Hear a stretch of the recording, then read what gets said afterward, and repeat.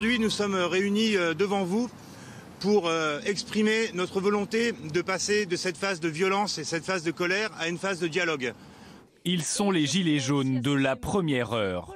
Ce matin, face à l'Assemblée nationale, Jacqueline Mouraud et Benjamin Cauchy appellent les gilets jaunes à éviter toute forme de violence. Alors évidemment, nous appelons au calme, nous appelons au respect des biens publics, nous appelons au respect des forces de l'ordre. Nous n'invitons pas les Français à joindre les mouvements qui auront lieu sur Paris demain. Depuis quelques jours, l'Élysée exhorte les responsables politiques de tous bords et les syndicats à appeler au calme pour la manifestation de samedi.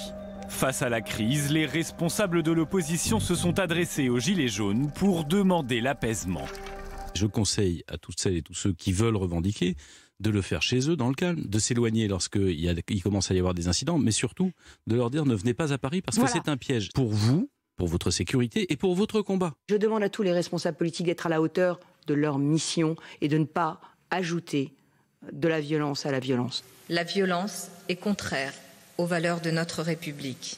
Samedi, prenez soin de Paris. Sur les réseaux sociaux, Olivier Faure, mais aussi François Hollande ou encore Jean-Pierre Raffarin appellent les manifestants à ne pas céder à la violence ce week-end. Politique, mais aussi syndicats.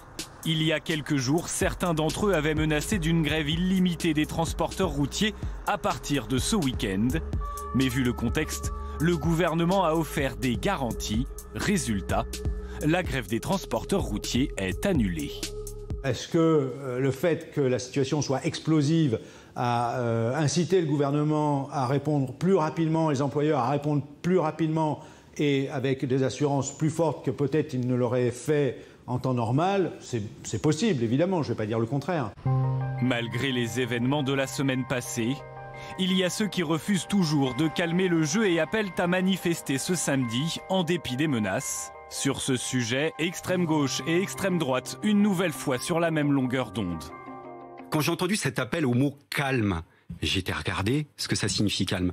Calme, ça veut dire sans agitation et sans bruit. Alors moi je vous le dis, il y aura de l'agitation et du bruit dans tout le pays demain et c'est logique et nécessaire. Et alors là on me dit vous êtes un irresponsable parce que vous avez annoncé que vous allez manifester samedi et vous allez même appeler les Français et vos électeurs à manifester. Eh bien oui, je le redis, j'appelle tout le monde à se mobiliser samedi avec les Gilets jaunes. Pour tenter d'apaiser encore un peu plus le mouvement, Jacqueline Mouraud et Benjamin Cauchy seront reçus avec d'autres gilets jaunes ce soir par Édouard Philippe. Dernier acte avant la manifestation de demain.